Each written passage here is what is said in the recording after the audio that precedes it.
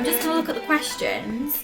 Oh, let's do them if you're in charge of marketing mine and your business. Oh yeah, so I really found this really hard, to be honest. So I was looking at both of your accounts and I was like, who the fuck am I? Who am get on that high horse. To say anything, because like I've said, I am so inconsistent with like posting and stuff. See, like I don't that. think you are. No, but I am. Get out of that. But one thing, person that you like, because you are your client, if that makes sense. Yeah. Get out of that. Pretend that we're hiring you. Yeah. And you're gonna sort out our Instagrams. No, so it's not that I'm sorting it out. Let's get you that need straight. your work shit. Let's get that straight. It's not that I'm sorting out. But one thing. Yeah, actually, Roxanne, can we just have a bit of a chat about? I nearly called you FOXANNE then. I mean, you should do. I mean, that's what everybody goes. No, so it's not that I'm sorting out, but one thing that I would develop on both of yours. Oh, you can tell that she's fucking in a business now, can't you? She's like, I would develop. Let's one thing. Circle back to that. One thing. Let's just put a pin in that. No, one thing I would develop is I love how both of you are really open about how you're feeling, stuff that goes wrong, your mental health, like the real side of it. So what I would say is please do more of that, because I want to follow people like that.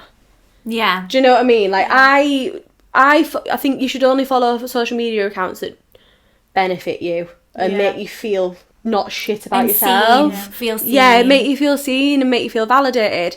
So that is one thing that I would definitely do more of for both of you. And it's something that it's really fucking hard though. Like something that I try to do as much as possible, but like it's really hard. Like, you know when you went on stories the other day and you were just so open. No, mate, I saw that and I was like, oh my God, what a fucking legend. Did you? Yeah, I did. Like, what a legend. I was just feeling really down. I was crying. And I was just like, I don't know what to do. Like, I didn't want to burden anyone, but then I was you weren't, like, it's not a burden. Yeah. And then obviously I just cried. And then I posted it. And I didn't even feel embarrassed. I was like, I feel so down that, like, I couldn't even care. Yeah. Noel Gallagher, my fave guy in the world, could knock on the door right now and say, Laura, can give us a kiss. And I'd be like, I'm not bothered. Like, do you know what I mean? So we're going to have to circle back on Noel Gallagher. No. Yeah, I'm just choosing to. Noel Gallagher is the worst. No, I love him. I've met him twice. I've got selfies with him. Oh, no, Liam all the way, me. No, but I do love Liam. I do love Liam as well. No, I love them both. No, but Noel, I don't know what it is about Noel. Noel came for Little Mix. Now I love Little Mix.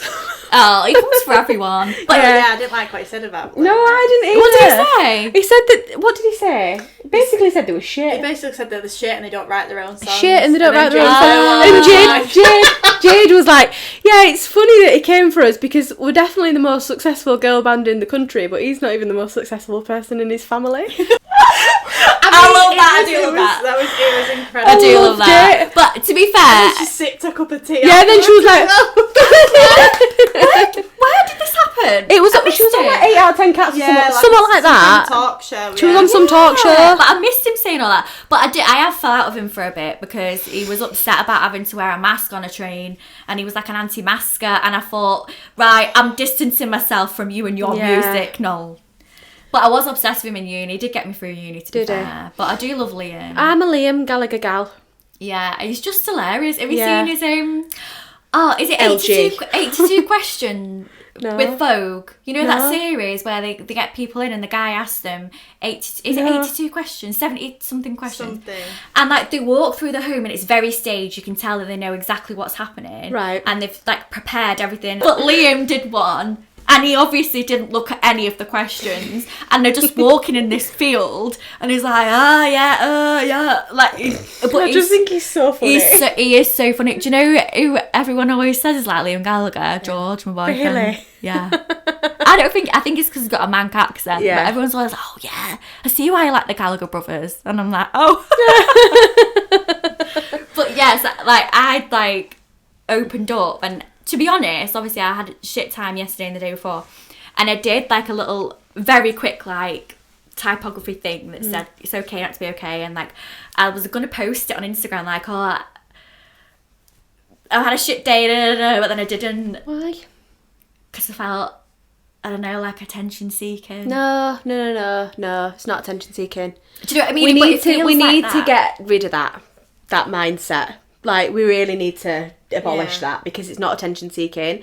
I think I love that you do that. I don't love that you feel like that, obviously. I wish that you didn't feel like that. Yeah. But I'm really glad that you talk about that you feel like that, because I think that it makes people feel more normal when they feel like that.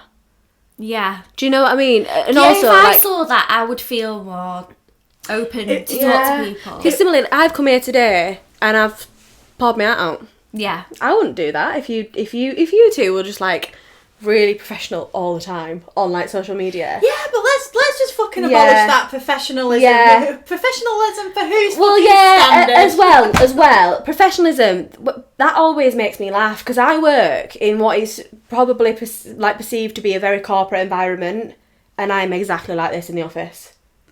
Well, you should have to. Do you know what I mean? Like, this is how I am, and this is how everyone is in the office. Like, professionalism. Do you know what I mean? It's 2022, mate. Like, what even is it? Yeah, like, being professional, like I say, I work in like quite a corporate environment, and I'm not any different in the office to how I am in like that outdoor life, and neither is anyone else at work. Like, it's a very like casual environment. That's it. Like, we've had a conversation about it before. Like, we're aware that we are quite open, like more open than some, and like there's some creators who I've like followed for a while, and I've kind of felt a little bit. Obviously I'm not going to name names, but like felt a little bit disconnected from them, being like, oh, you're not, there's some aspects of your life that are relatable to me, but not really, because you're all up and go and get them, and let's make this bread, and I'm up at make this bread 4:00 in the morning and stuff like that, and that isn't attainable to me. I can't get up before 8:30 and function properly. But then when they have come out and they have, like, there's one that in mind in particular, when they have come out and I've been like, I'm having like a really tough day today, I've almost personalised them. Yeah. Like, they're a human. They're not just humanised them. They're not just this cog in a machine that's going. They're not just like that is performing. Yeah. But one thing that they did say, there's like, oh, I'm coming on and I'm saying that like I'm feeling really like bad today and I don't really feel well. I'm gonna just have the day in bed. I feel really bad saying this because I really want this space to be a positive space, and I'm like, but life isn't 100% positive 100% of the time. That's not realistic, and I think that's something that is a very common misconception. So people who don't struggle with their mental health, right, are not 100% happy 100% of the time. It is very normal to have ups and downs. And I think that some people think that as soon as they have a down, they're like, oh, there must be something wrong with me. Like, there must be some, do you know what I mean? There must be something wrong with mental health. Because nobody speaks about that it's normal to have down days. Yeah. Like, we were saying that, like, you can be depressed. Sometimes you're just in a mood. You can feel anxious without having depression and anxiety. Absolutely. And like, I'm not to diminish, like, I have had anxiety and I have had like depression. Yeah. I know that it's really fucking bad.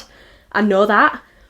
But I've also felt anxious when actually in a period of time in my life when I've been fine. Yeah. Otherwise, do you know what I mean? And I just think that people think that if you don't have mental health problems, then you never feel down. Yeah, you never feel down, but it's not the case. Like, people do feel up and down all the time. We're humans. We fluctuate with things and situations. I think it's really important to talk about the downs rather than like ignore them and pretend they're not there. Yeah, like, social media is obviously a highlight reel, and when something really good happens for me, I'm going to share it on social media, obviously. Vicky Patterson has been doing some absolute making moves. Fucking love Vicky Patterson. She's been completely open about like her reflection of being in her 20s, and now she's obviously in her 30s. And wow, I've not seen any of this. Obviously in her 30s, but like now she's in her 30s, and she's just been saying like things that she would say to herself, and she's always been very open about her mental health. And I think it's good to see someone with so much influence. So they say like the average person in their life influences 10,000 people. Really? Because like a normal, like just by a snowball effect. Oh, wow. Snowball effect. There's like, so if you've got a following, you That's are even more. doubling, Yeah. tripling, quadrupling that, because it's like, I mean, you will have this conversation Yeah. and you will speak to your friends about it, which then they might then speak to Yeah. their friends about Yeah, it, and that that's makes it. So like sense. the average person, quote unquote, will influence 10,000 people in their life. So people who have these millions and millions of following, they have so much like potential to do so much good. Also, it's not on them to do that. If they want to do that, that's cool. If not, that's also cool. Yeah. But I think there is so much potential, and especially with like the coming of age teens now that are about, like my little sister is she Gen Z. yeah, Can't even imagine being a teenager she's on in this TikTok and time.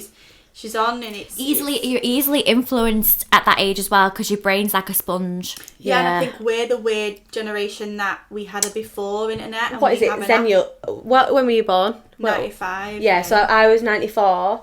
I'm so 94 too. I was reading something, and obviously, not me trying to cling on to my youth, but I was reading something that, like, we're not actually millennials, we're, like, is it zennials? Because I think it's, like, 93 to 97 or something. Yeah, because I feel like I can't relate to either. I don't relate to millennials and I don't relate to Gen Z, but I also relate to both of them on a lot of things. Yeah.